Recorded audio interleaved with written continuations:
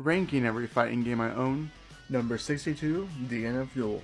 Hot take, I actually like DNF Duel. So you have your standard attack buttons, like being a light and a heavy attack, almost. But then you have two skill attacks, or special move attacks. One skill attack is just regular skills. The other skill attack is magic point skill attacks, which uses your magic point gauge, which does, they're just essentially EX versions of those moves, in other words. So you have your two attack buttons, your two skill buttons, and the way they work together is actually really unique. So the more you attack with either your standard attacks or your regular skill attacks, the more damage you do. But the more damage you do, the more gray health the opponent gets.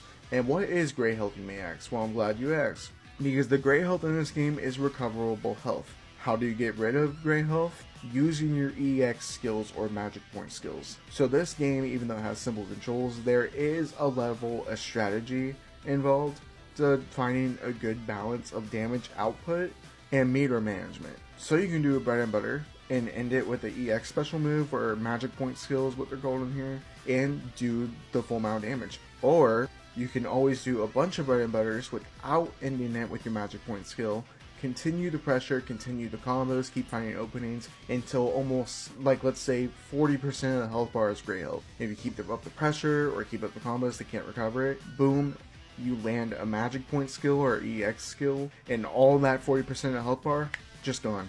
Just gone like that, because I've done it before and it's really funny just seeing their health bar get obliterated, like all their recoverable health get obliterated from one single move. It's kind of funny, and like I said, even though the gameplay's simple, or at least the control scheme's simple, there's actually some depth involved in that. And also the whole awakening system's really cool because the awakening moves are just visually insanely cool to look at. And then also once you pick your character, you can pick between two cubes. You can pick between a gold cube or silver cube, each offering different gameplay style, or like, not gameplay style, I should say buffs to your character. And depending which one you pick will affect the way your character plays. And overall, I know this game gets a lot of hate. And yeah, I know this is probably a hot take, but I actually do really enjoy this game.